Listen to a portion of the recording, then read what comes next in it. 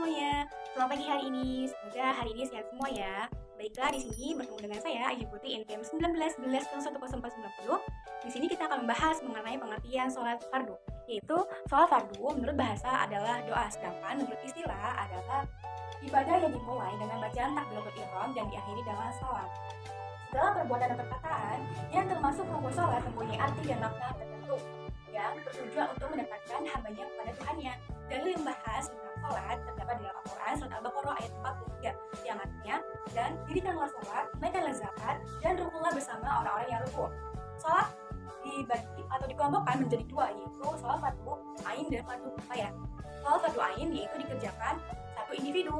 Yang dimaksudkan adalah sholat wajib atau sholat lima waktu dan sholat Jumat bagi laki-laki, sedangkan sholat fardu kifayah dikerjakan seluruh umat muslim, namun akan gugur atau menjadi sunnah apabila dikerjakan sebagian umat muslim. Yang dimaksudkan adalah sholat jenazah. Pelaksanaan sholat lima waktu harus berdasarkan ketentuan yang telah disepakati dalam syariat Islam. Adapun ketentuan sholat lima waktu sesuai dengan contoh yang diberikan Nabi Muhammad SAW sebagai berikut. Ketentuan sholat. Syarat wajib sholat dibagi menjadi dua, yaitu syarat sah sholat dan syarat wajib sholat.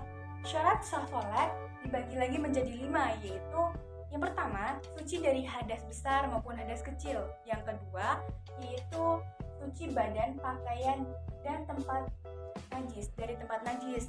Najis itu bisa najis yang kering ataupun najis yang basah.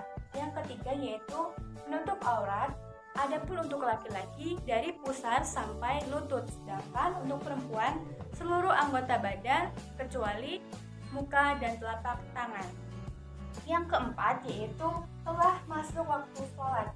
Yang kelima, menghadap kiblat. Ketentuan syarat wajib sholat dibagi menjadi 5, yaitu yang pertama beragama Islam, yang kedua yaitu balik.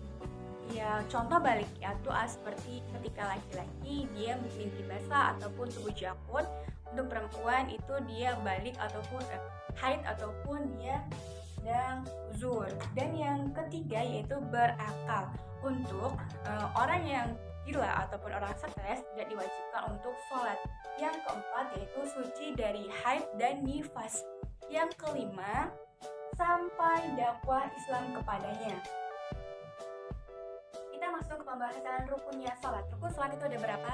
Ya, betul sekali, ada 13. Yang pertama ada apa? Ada niat yang sholat. Yang kedua ada berdiri bagi yang mampu. Jika tidak bisa berdiri atau tidak mampu berdiri, maka kita boleh sambil tiduran ataupun kita melentang dan boleh menghadap ke kanan sedikit. Dan yang ketiga yaitu takbiratul ihram. Setelah takbiratul ihram kita membaca surat Al-Fatihah. Setelah membaca surat Al-Fatihah maka kita rukuk dengan tumaninah. Setelah rukuk tumaninah kita iktidal tumaninah. Yang ketujuh yaitu sujud 2 kali. Yang ke-8 yaitu duduk di antara 2 sujud. Yang ke-9 duduk tasyahud akhir. Dan yang ke-10 membaca doa tasyahud akhir. Yang ke-11 apa nih? Membaca salawat Nabi SAW. Ke-12 membaca salam ke kanan, assalamualaikum warahmatullahi wabarakatuh, ke kiri, assalamualaikum warahmatullahi wabarakatuh. Dan yang terakhir rukunnya sholat ada apa? Betul sekali, ada tertib. Oke, kita bahas mengenai hal-hal yang membatalkan sholat. Yang pertama, berbicara dengan sengaja. Yang kedua, melakukan aktivitas selain gerakan sholat. Dan yang keempat, yang ketiga yaitu hadas. Itu di sini ada hadas besar dan hadas kecil. Contoh salah satu hadas besar apa nih? Ketika kita lupa di ketika sholat, oh iya hari ini kita lagi uzur, nah itu maka batal sholat kita. Ataupun hadas kecilnya ketika kita sholat tiba-tiba kentut, maka batallah sholat kita. Dan yang keempat, adanya najis di tempat kita sholat. Dan yang kelima, terbukanya aurat, maka ketika kita lagi sholat jangan sampai aurat kita itu terbuka. Dan yang keenam, berubahnya niat kita ketika kita sholat kita lupa, oh iya tadi sholat apa ya, ulang lagi, nah maka batal sholat kita.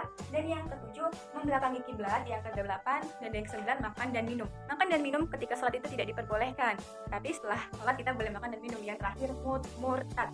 Oke, baiklah, itulah tadi pembahasan kita tentang mengenai pengertian sholat fardu. Terima kasih.